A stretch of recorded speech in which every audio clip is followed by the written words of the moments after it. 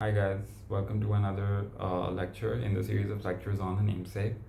The last time I tried recording a lecture on this specific part of the book, and every time I'm doing it, I've already, I think, mentioned that every time I'm doing it, it's like there's a lot of burden of responsibility on my shoulders to deliver the lecture right.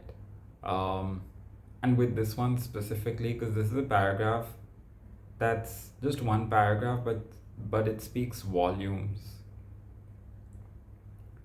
8,000 miles away in Cambridge, she's come to know him. In the evenings, she cooks for him, hoping to please with the unrationed, remarkably unblemished sugar, flour, rice, and salt she had written about to her mother in her very first letter home.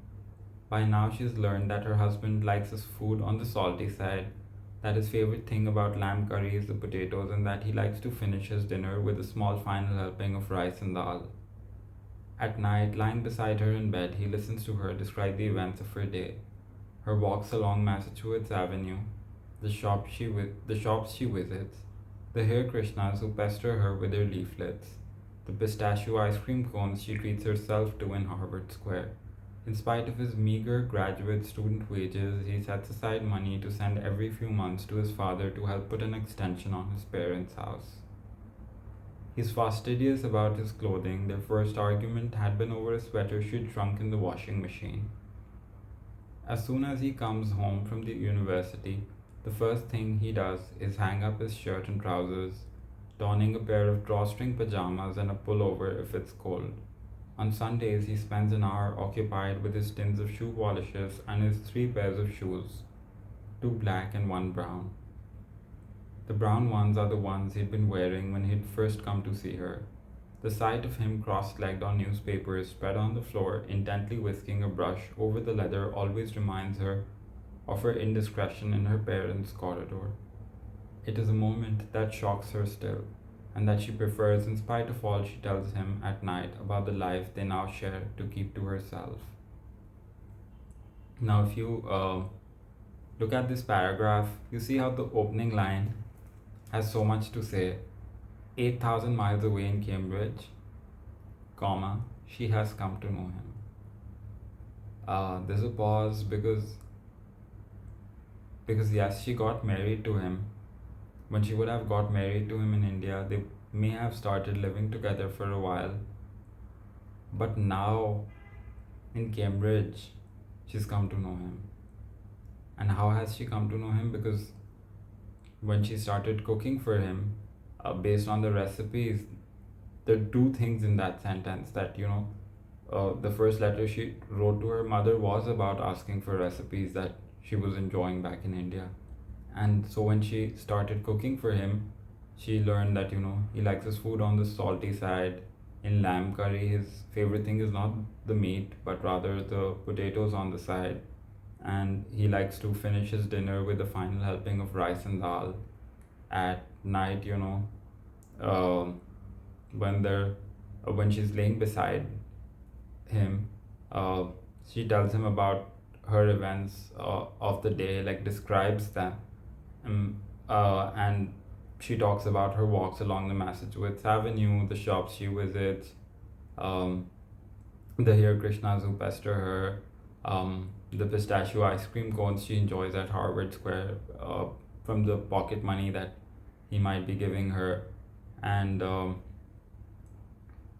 and that's just them falling in love without realizing, because they're learning about each other, they're getting to know each other better.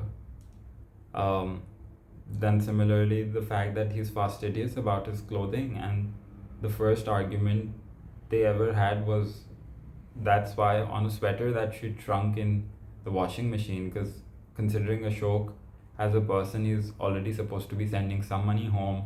Now he has a wife who he also has to give pocket money to, and he's particular about his clothing.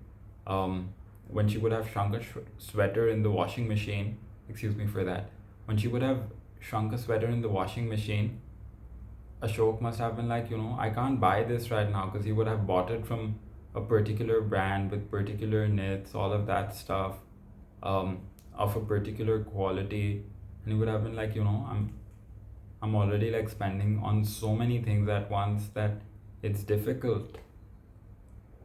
And then other things, like as soon as he comes home from the university, first thing he does is hang up his shirt and trousers, and he likes to wear drawstring pajamas along with a pullover if it's cold. Or things like, on Sundays he's so particular about his shoes that on Sundays he spends a while just polishing his four shoes together for the week. And that moment reminds her of the moment when, she had her first sort of physical contact with him, um, when she decided to wear his shoes without really telling him, without having really seen him. And and also that and also that despite everything she shares in the night, um, part of her character is not having told about the part where, before really meeting Ashok, she decided to wear his shoes. Because it's just like how she didn't say it outrightly that, yeah, I'm happy or excited to get married or move or anything like that. Similarly, she hasn't told him about the part where, she wore his shoes. So this paragraph is really this paragraph is one of like the most pivotal points in the story, right? Because this is how Ashok and Ashima um, started their life together, or not just started their life together, but became one in that sense, where they started learning about each other, where they fell in love.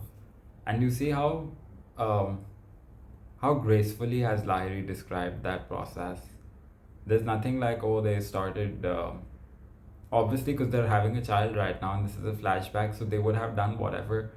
But Lahiri hasn't gone in those details to preserve the innocence and grace of her characters. She's kept it this way only. So it's a beautiful paragraph, and I think I can't keep saying it's a beautiful paragraph. That's why I just go through the notes. I'll try to share additional stuff in the notes. And also, other than that, I'll try to share stuff about punctuation also, because in this paragraph, punctuation has a really important role to play, especially when you're supposed to comment on Lahiri's writing style. Other than that, do the task, please. And if you like this video, don't forget to give me a thumbs up, as well as subscribe to the channel, as well as press the bell icon to stay updated for whenever a new video drops in. See you guys in another lecture.